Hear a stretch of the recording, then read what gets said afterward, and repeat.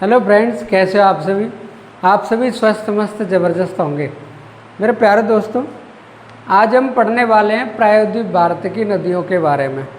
इससे पहले हिमालय तंत्र की जितनी भी नदियां हैं जो हिमालय से निकल रही हैं उनके बारे में हमने जिक्र कर लिया, जिसमें महत्वपूर्ण नदियां थी, जिसमें गंगा, सिंधु और ब्रह्मपुत्र, और उनकी सहायक नदियों के बारे में हमने बात की।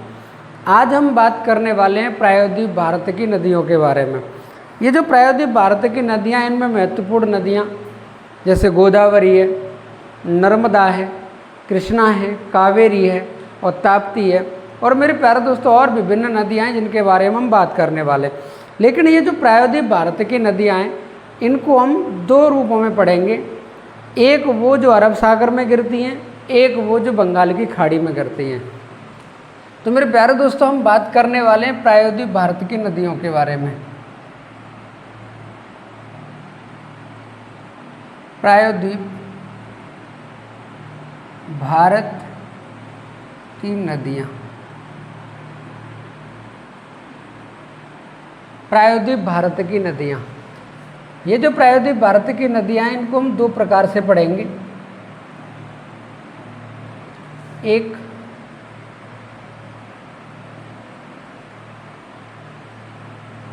बंगाल की खाड़ी में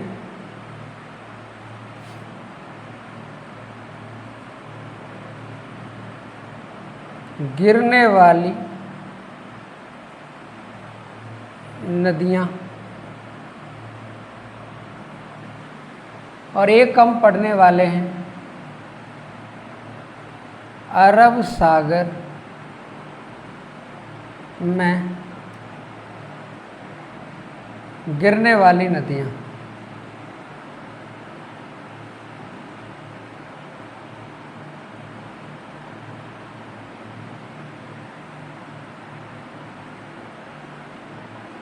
यानी हम बात करने वाले हैं अरब सागर की नदियां और बंगाल की खाड़ी में गिरने वाली नदियां, जिसमें हम सबसे पहले बात करेंगे बंगाल की खाड़ी में।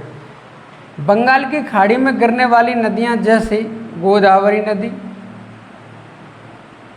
गोदावरी नदी, जैसे कृष्णा नदी, जैसे महानदी, जैसे कावेरी नदी, जैसे वेंगाई नदी। अगर हम इधर बात करें अरब सागर में गिरने वाली नदियों की, जैसे नर्मदा नदी, जैसे ताप्ती नदी, और वहीं हम बात करने वाले हैं जैसे माही नदी, वहीं हम साबरमती के बारे में बात करेंगे। तो कहीं ना कहीं जो महत्वपूर्ण नदियां हैं जो पेपर में अक्सर करके रिपीट होती हैं, बार बार आती हैं, हम उन्हीं नदियों के बारे में बात करेंगे। इसमें कुछ और नदियां हैं, जैसे जैसे क्लास आगे बढ़ती चली जाएगी हम उन नदियों का जिक्र करेंगे। तो मेरे प्यारे दोस्तों, सबसे पहले टॉपिक होने वाला है बंगाल की खाड़ी में गिरने वाली नदियां। और बंगाल की खाड़ी में गिरने वाली नदियों में सबसे मोस्ट इम्पोर्टेंट नदी कौन सी है? गोदावरी नदी। तो हम बात करने वाले हैं गोदावरी नदी के बारे में।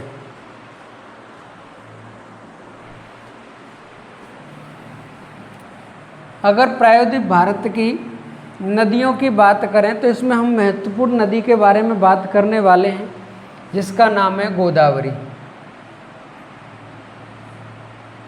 गोदावरी नदी।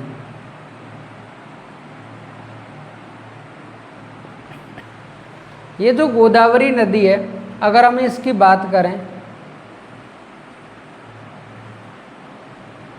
तो ये गोदावरी नदी महाराष्ट्र में यहाँ पर एक त्र्यंबकेश्वर ग्लेशियर है। यहाँ त्र्यंबकेश्वर,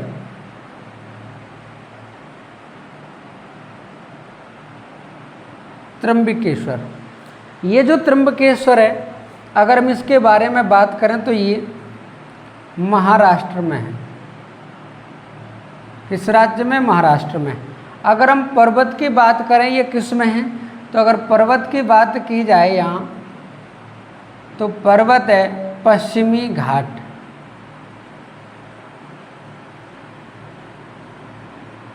कौन सा पर्वत है? पश्चिमी घाट। इस पश्चिमी घाट को महाराष्ट्र में सह्याद्री कहते हैं। महाराष्ट्र में इस पश्चिमी घाट को क्या कहा जाता है? सह्याद्री कहा जाता है। और सह्याद्री की त्र्यंबकेश्वर से एक नदी निकली है जिसका नाम है गोदावरी।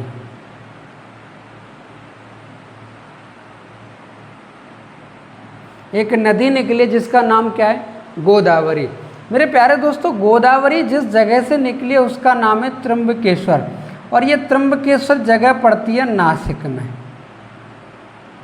ये जगह कहाँ पड़ती है? नासिक में। और नासिक महाराष्ट्र का शहर है। तुम सीधे ये कह सकते हैं कि गोदावरी नदी का उद्गम महाराष्ट्र का जो जिला है नासिक, उसमें एक त्र्यंबकेश्वर जगह है, वहाँ से गोदावरी नदी का उद्गम हुआ है। तो महाराष्ट्र राज्य से गोदावरी नदी का उद्गम हुआ है। और ये आंध्र प्रदेश के रास्ते ये बंगाल की खाड़ी में गिर जाती है। ये बंगाल की खाड़ी में गिर जाती है। यानी हम ये कह सकते हैं कि इसका उद्गम हुआ है त्र्यंबकेश्वर से और ये आंध्र प्रदेश के रास्ते बंगाल की खाड़ी में गिर जाती है। और यहीं पर हमें ये बात बतानी है कि यहाँ एक पठार है और पठार का नाम है तेलंगाना का पठार। यहाँ एक पठार है जिसका नाम है तेलंगाना का पठार। और ये तेलंगाना के पठार को दो भागों में विभाजित करती है। दो भागों में विभाजित करती है। यानी गोदावरी नदी तेलंगाना के पठार को दो भागों में विभाजित करती हुई आंध्र प्रदेश के रास्ते ये बंगाल की खाड़ी में गिर जाती है। इसकी ये दो वितरकाएँ हैं। इसका नाम है गौतमी गोदावरी और इसका नाम है वशिष्ठी गोदावरी। यानी आंध्र प्रदेश में जाकर ये क्या नाम है गोदावरी नदी है दो वितरकाओं में बट जाती है। एक है गौतमी गोदावरी और एक है वशिष्ठी गोदावरी। अगर हम इस नदी की लंबाई की बात करें तो इस नदी की लंबाई है 1465 किलोमीटर। कितनी लंबाई है इस नदी की? 1465 किलोमीटर। ये 1465 किलोमीटर लंबी है। ये प्रायद्वीप भारत की सबसे लंबी नदी है। ये भी क्वेश्चन आता है कि प्रायद्वीप भारत की सबसे लंबी नदी, प्रायद्वीप भारत की सबसे लंबी नदी, प्रायद्वीप भारत की सबसे लंबी नदी कौन सी है? गोदावरी। प्रायद्वीप भारत की सबसे लंबी नदी कौन सी है? गोदावरी। प्रायद्वीप भारत में जितनी भी नदियां हैं, चाहे वो नर्मदा नदी है, चाहे वो ताप्ती नदी है, चाहे वो कृष्णा है, कावेरी है, महानदी है, जितनी भी नदियां हैं उन सबसे लंबी नदी है गोदावरी। इसीलिए मेरे प्यारे दोस्तों इसे कहा जाता है प्रायद्वीप भारत की गंगा। क्या कहते हैं? प्रायद्वीप भारत की गंगा या दक्षिणी गंगा भी कहा जाता है। गोदावरी नदी, या सीधे हम ऐसे लिख सकते हैं कि दक्षिणी गंगा या बूढ़ी गंगा या बृहद गंगा किसे कहा जाता है? फिर भी आंसर क्या आएगा? गोदावरी। चाहे आपसे बूढ़ी गंगा पूछे, चाहे बृहद गंगा पूछे, या आपसे पूछ ले दक्षिणी गंगा किसे कहा जाता है, तो मेरे प्यारे दोस्तों आंसर क्या आएगा? गोदावरी। प्रायद्वीप भारत की सबसे लंबी नदी दक्षिणी गंगा, बूढ़ी गंगा, बृहद गंगा किस नदी को कहा जाता है? गोदावरी नदी को कहा जाता है। मेरे प्यारे दोस्तों, यही गोदावरी नदी तेलंगाना के पठार को दो भागों में विभाजित करती है। और यहीं पर हम ये कह सकते हैं कि इस गोदावरी का प्रवाह क्षेत्र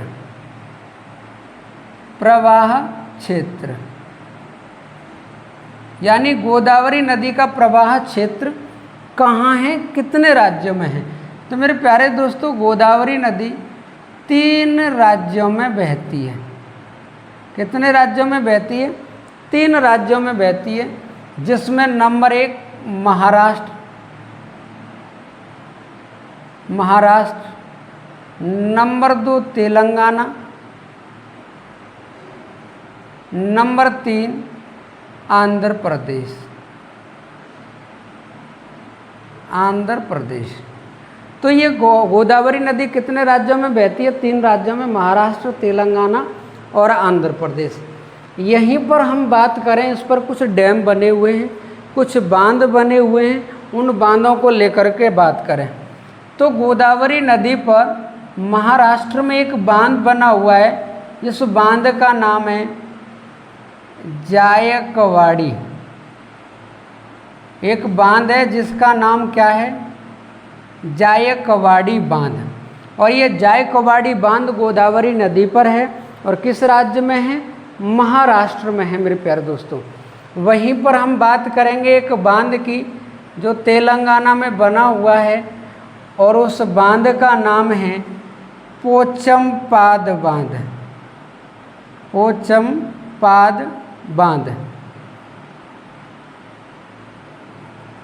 पोचमपाद बांध हो या मेरे प्यारे दोस्तों पोचमपाद बांध की बात आए या श्री राम सागर बांध, श्री राम सागर बांध, ये दोनों ही गोदावरी नदी पर हैं। ये दोनों नहीं, एक ही है, या तो पोचमपाद आएगा या श्री राम सागर बांध आएगा। गोदावरी नदी पर है और राज्य पूछे तो कहाँ पर है? तेलंगाना। कहाँ पर है ये? तेलंगाना में। आपसे पूछेगा पोचम बांध कौन सी नदी पे? पोचमपाद बांध। तो ये पोचमपाद बांध है आपका तेलंगाना में, गोदावरी नदी पर बना हुआ है। वहीं हम आगे एक और बांध की बात करें, आंध्र प्रदेश में एक बांध बना हुआ है इस गोदावरी नदी पर और बांध का नाम है श्रीशैलम बांध। श्रीशैलम बांध। कौन सा बांध है? श्रीशैलम बांध है। और ये श्रीशैलम बांध किस राज्य में है? तो आंसर आएगा आंध्र प्रदेश। किस राज्य में है श्रीशैलम बांध? आंध्र प्रदेश में। तो मेरे प्यारे दोस्तों, गोदावरी नदी पर 3-4 डैम बने हुए हैं, जिसमें एक तो जायकवाड़ी बांध आता है, वो महाराष्ट्र में गोदावरी नदी पे है। एक पोचमपाद बांध या श्री राम सागर बांध आता है जो तेलंगाना में गोदावरी नदी पर है। वहीं हम आगे बात करेंगे एक श्रीशैलम बांध है जो आंध्र प्रदेश में गोदावरी नदी पर है। तो मेरे प्यारे दोस्तों, यहाँ कुछ डैम हैं। इन नदियों का प्रवाह क्षेत्र कहाँ गिरती है, कितने राज्यों में बहती है, इसकी लंबाई क्या है, इसे दक्षिणी गंगा, बूढ़ी गंगा, बृहद गंगा कहा जाता है। आप इसका स्क्रीनशॉट ले लो। आगे हम बात करने वाले हैं गोदावरी नदी की सहायक नदियों के बारे में। मेरे प्यारे दोस्तों, आप स्क्रीनशॉट ले सकते हो। अगर यहीं पर हम गोदावरी नदी की कुछ सहायक नदियों के बारे में बात करें, गोदावरी नदी की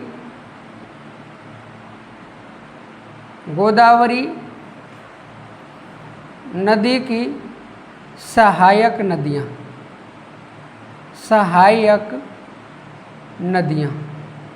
अगर हम गोदावरी नदी की सहायक नदियों के बारे में बात करें तो ये हमारे भारत का मैप है। ये भारत का मैप है और ये यहाँ त्र्यंबकेश्वर से एक नदी निकली है जिसका नाम गोदावरी है और वो इस तरीके से बहती है। इसकी 2 भी तरीक़ाएँ हैं। आंध्र प्रदेश में जब जाके ये बंगाल की खाड़ी में गिरती है और दक्षिण की ओर से जो कर्नाटक से एक नदी निकल कर के आ रही है, इस नदी का नाम है मंजरा नदी। क्या नाम है? मंजरा नदी। तो मेरे प्यारे दोस्तों, मंजरा नदी किसकी सहायक है? गोदावरी की सहायक है। मंजरा नदी फेमस इसलिए क्योंकि इस नदी पर एक डैम बना हुआ है जिसका नाम है निजाम सागर बांध। निजाम सागर बांध। कौन सा बांध बना हुआ है? निजाम सागर बांध बना हुआ है मंजरा नदी पे। अगर आपसे राज्य पूछे तो बता देना तेलंगाना। किस राज्य में है ये? तेलंगाना राज्य में है। निजाम सागर बांध मंजरा नदी पे बना हुआ है। वहीं हम आगे बात करें, इसकी एक सहायक नदी है। इस नदी का नाम है दुधना। नाम क्या है? दुधना। और एक नदी है इसकी पूर्णा। कौन सी नदी है? पूर्णा नदी, जिसे प्रवरा नदी भी कहा जाता है।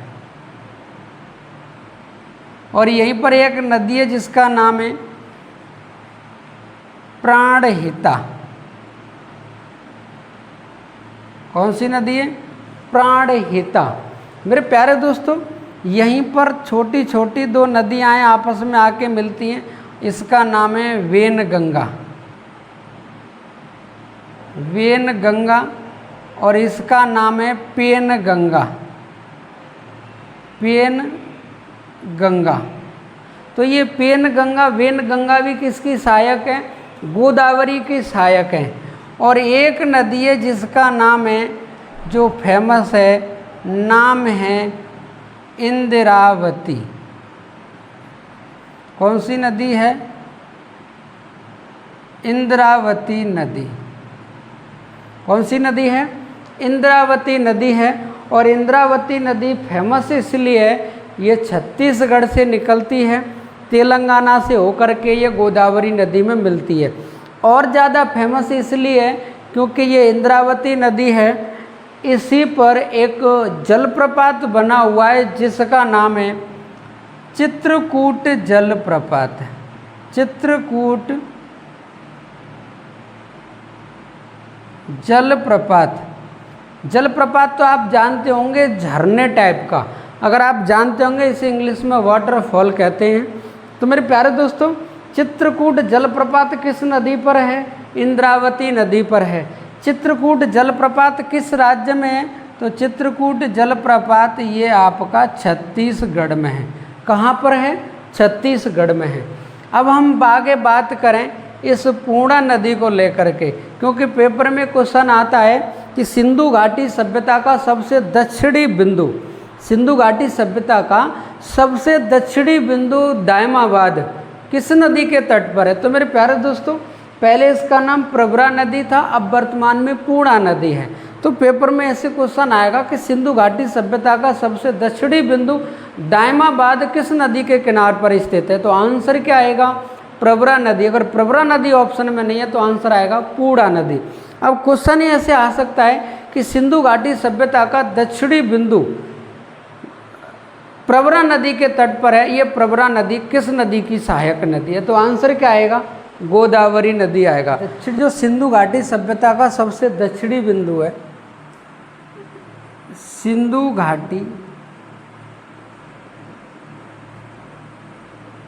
घाटी सभ्यता का सबसे दक्षिणी बिंदु दैमाबाद।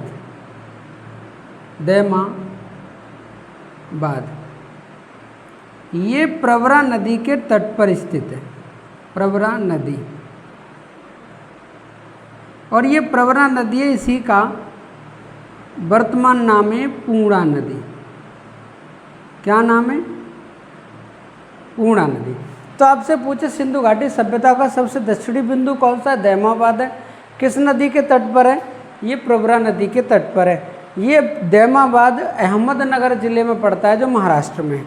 वहीं मेरे प्यारे दोस्तों, आगे हम बात करेंगे सिंधु घाटी सभ्यता का जब ये दक्षिणी बिंदु है तो उत्तरी बिंदु, पूर्वी बिंदु, पश्चिमी बिंदु भी होगा, उसके बारे में हम चर्चा कर लें। लेकिन मेरे प्यारे दोस्तों, ये श्रीशैलम बांध, श्रीशैलम नहीं है, ये तेलंगाना में यहाँ एक डैम बना हुआ है और इस बांध का नाम है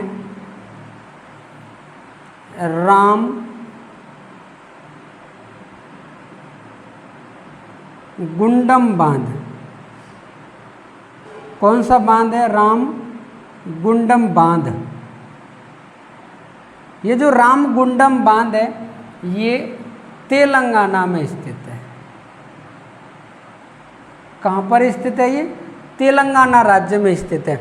मेरे प्यारे दोस्तों, ये पहले तेलंगाना आंध्र प्रदेश का ही भाग था। 2014 में, जून 2014 में इसको आंध्र प्रदेश से अलग कर दिया गया है, एक नया राज्य बना दिया गया है। तो अब ये दोनों के दोनों बांध तेलंगाना में हैं, पहले ये आंध्र प्रदेश में थे। तो मेरे प्यारे दोस्तों, अब इसको सही कर लेना कि ये रामगुंडम बांध तेलंगाना में है, पोचमपाद या श्री राम सागर बांध ये भी किस पे है? तेलंगाना में। और ये एक है जायकवाड़ी बांध, ये महाराष्ट्र में गोदावरी नदी के तट पे। वहीं हम बात करेंगे सिंधु घाटी सभ्यता के चारों बिंदुओं को लेकर। एक तो है उत्तरी बिंदु, एक है दक्षिणी बिंदु, एक है पूर्वी बिंदु और एक है पश्चिमी बिंदु। अगर हम वही बात करें उत्तरी बिंदु की, तो उत्तरी बिंदु है आपका मांडा,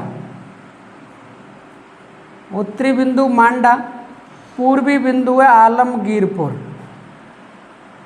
आलमगीरपुर। और पश्चिमी बिंदु है सुतकांगेडोर, सुतकांगेडोर।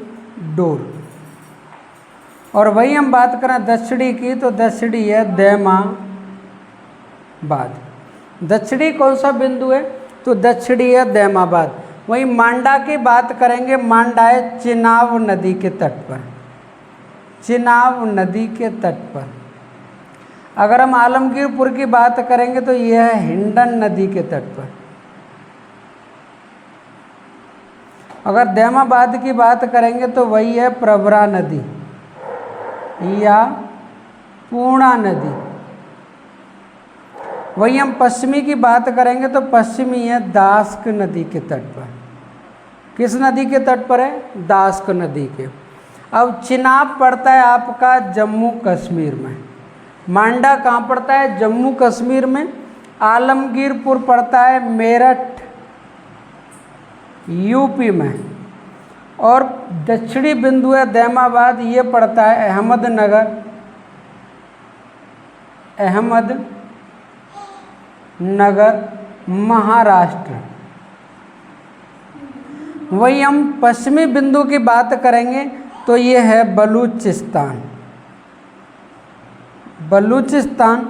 और बलूचिस्तान पड़ता है पाकिस्तान में। तो मेरे प्यारे दोस्तों, सिंधु घाटी सभ्यता का सबसे उत्तरी बिंदु मांडा, सिंधु घाटी सभ्यता का सबसे दक्षिणी बिंदु दैमाबाद, सिंधु घाटी सभ्यता का सबसे पूर्वी बिंदु आलमगीरपुर और सिंधु घाटी सभ्यता का सबसे पश्चिमी बिंदु सुतकांगेडोर अलग अलग नदियों के तट पर हैं। तो मेरे प्यारे दोस्तों, ये गोदावरी नदी है।